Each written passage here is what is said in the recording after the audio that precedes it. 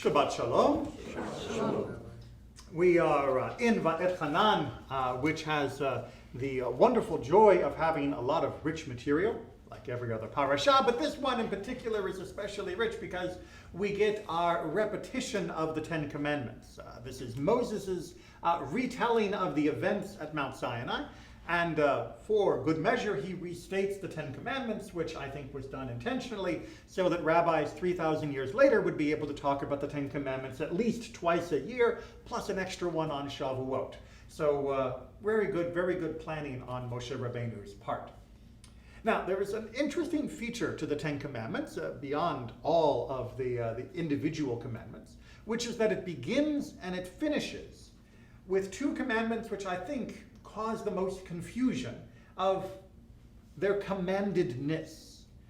What is the first commandment under most traditional analyses in Judaism? I am the Lord your God, right? Anochi, right? I am the Lord your God. That's a commandment?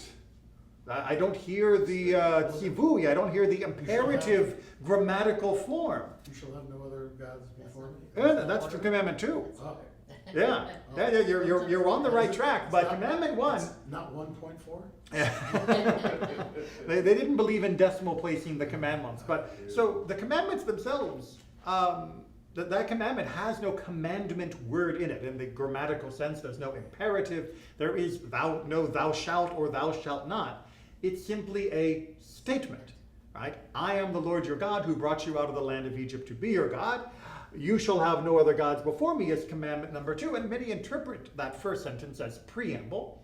This is, of course, one of the reasons why, as I discussed a few months ago, before my vacation, I believe, why, as Jews, we should certainly object to the putting of 10 commandments up on school buildings in public schools, because more often than not, they don't put our commandment as number 1, because other faith traditions count the commandments differently than us. There's also very good reasons to continue to protect separation of church and state. I can fill you in on that if you missed my previous sermon during our Oneg. Right.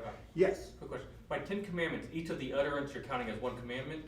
By the 10 commandments, I am counting each of the classical divisions as being a commandment. So there's like 14 of them. Well, no. There is a classical way of reading the Ten Commandments. In fact, come to services tomorrow and you will hear it chanted according to the classical trope breakdown, which turns each of the commandments into one, sometimes very long sentence, and some very short sentences. Don't murder doesn't take a lot of room up on the page. But all of the commandments, even one as long as, for example, observing Shabbat, is still considered to be only one commandment. Or even the commandment regarding having no other gods, which includes the elements also of not having idols, is considered only one commandment under the classical breakdown. So the first commandment is that preamble, and you can break it down in the classical reading into 10 utterances, Aseret HaDibrot, and find each of them. And I'll be happy to show you that with a good Tanakh afterwards. But that first commandment seems to be commanding us to believe God, to believe that there is a God, which is a little tricky, right? You can command me not to murder, no problem. I won't murder anyone. You can command me to keep Shabbat, no problem. I will do what is necessary on Shabbat and not do what I shouldn't do on Shabbat. Honoring parents, not committing adultery, all of these are very clear with a little elucidation, exactly how I'm meant to observe them.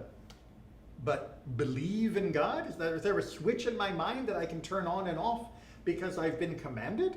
If I were to tell you, I want you to enjoy this movie, can you force yourself to enjoy the movie just because I ordered you to, even if you wanted to follow my orders? Can belief simply be commanded? And then at the far end of the Ten Commandments, we have a very similar type of commandment, which is hard to understand. What is the final commandment by most renderings of the text? Shabbat is still on our first tablet, still in the first 5. Love the Lord? No. Nope, that's Ve'ahavta. Can I run in there and take a look? Yeah, we do have it on the wall down our hallway, and you can do a little cheating afterwards. This is the commandment where we get to use the word that we don't use anywhere else except there, even in English, don't covet. how often do we say covet? Except when we are trying to recite the Ten Commandments, which apparently is not enough because everybody forgot this one. Don't covet. What does it mean to covet? What's To want something that's... To be green with envy. To be green with envy, okay, Green but- with somebody else's possession. That's another emotional state, right? If someone drives by in a car and I instinctually think, wow, I wish I had that car. Whoa, I just violated a commandment unintentionally. I didn't have to say anything. I didn't do anything. Just a flash within my mind came up, and now all of a sudden I am guilty of breaking a commandment? Just like the commandment to believe, this is a commandment to not have an emotional state. Neither of that really seems to make a lot of sense. And yet, that's because we need to study them a little bit more deeply. So when we talk about belief in God, the commandment is not throw a switch that you should believe in God. We believe that belief is a long process, that the act of observing the commandments generates a deeper belief in God. But we do believe that as you are on that road, you do need some guardrails.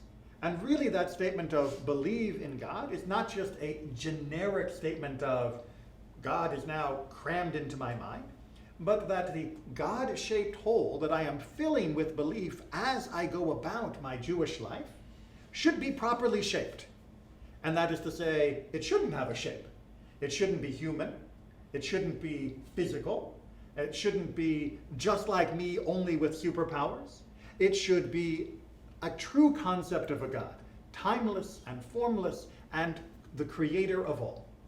Now, exactly how much we believe in that, well, that will come over the years and years of our life and our experiences and activities. But that we keep that spot reserved and properly protected from all of the temptations towards idolatry or superstition, that is something we can be in charge of. That is something that we can monitor within ourselves. We can say, I want to believe in God, but no brain. Don't think about God like a big guy on a big chair with a big white beard, right? That's not God, right? That's somebody else's painting on the Sistine Chapel, which can be beautiful, but doesn't make it God. No, when I'm thinking of God, I am not going down that road. I am going to keep God without a body. And when I think about God, I'm not going to think about God as being some point in time. I'm going to try and think about God beyond time, because otherwise we're just making God like one of us. Those precautions are things that we do have an obligation to, that the God we try to believe in has to be the correct type of God. Otherwise, we are down the road towards idolatry, superstition, and all sorts of other problems. Likewise, at the far end of the Ten Commandments, we're not being asked to avoid having spontaneous emotional feelings regarding coveting or being jealous or having envy of what someone else is doing. What we are being told is that we need to build guardrails within ourselves so that when those emotions pop up, we've already got a fire break to keep them from spreading. That we actually take it not as being, oh, well, of course I'm going to be jealous, but as, yes, I'm going to feel jealous, but I'm not going to linger on those thoughts. I am not going to build on those thoughts. I am not going to allow those thoughts to continue to grow within me and guide my action. The same way that our guardrails keep us from going down the wrong path in our belief in God, the prohibition on coveting is keeping us from going down the wrong direction with regards to coveting. In the modern world, of course, this last commandment is perhaps one of the most important. In the ancient world, what was there to covet? Right? My neighbor's donkey, right? His cow, his house had a little bit of better plaster on it. His roof didn't leak as much as my roof leaked. Okay, fine. The difference between me and him wasn't so great. Even between me and the king probably wasn't massively different. The king didn't have to worry too much about hunger, but he still got sick from plague just like I did. And all of those other types of things. Yet now we are awash in comparisons with other people that are living lifestyles that often appear to be otherworldly compared to our own existence. And that exposure is extremely corrosive for most of us, especially when we realize that much of what we're seeing is a particular curated view of someone else's lifestyle and a particular materialistic view of someone else's lifestyle. So we can see somebody showing off their many cars that they have collected, but we don't actually see the problems that they have in their own life that those cars aren't solving. The various tensions they may have with their family, the squabbles they may have with their business partners, the insurance bill they've got to try and cover all of those, their constant fretting about their stock portfolio. We don't see that as they take us on a tour past all of their classic cars.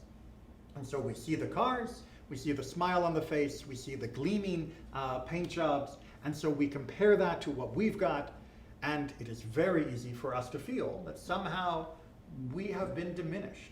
Our place in society is clearly lower because theirs has been higher, and as we all know, our status in society is never objective, it is always relative. And that relative scale can swamp us with feelings of regret, of self-loathing, and of anger. That we must protect against. When God says don't covet, He's not saying that it's possible to stamp out feelings of jealousy that might flare up from time to time.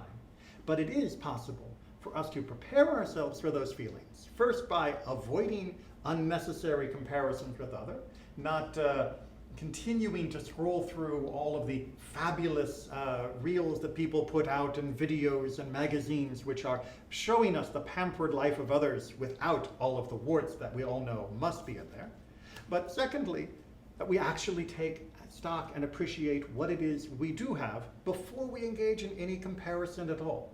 One of the best antidotes to coming into this encounter with something that might make us covetous is to already understand and be stronger in what we are currently experiencing as being good.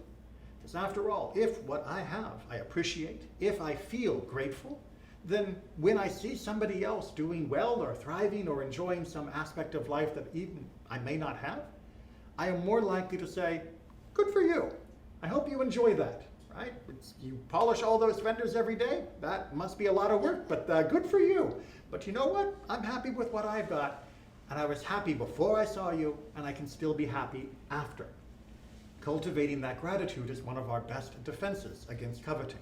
But if God had not told us not to covet, would we have ever taken the time to prepare ourselves for what happens when that emotion flares inside of us? If God had not told us that belief in God needed to be properly shaped, would we have prepared ourselves to be able to believe in God in a way that would be healthy and correct? No. We need the commandments to guide us so that when we encounter different difficulties in the world and opportunities, we will be able to make the most of them and avoid the worst of them. Shabbat Shalom.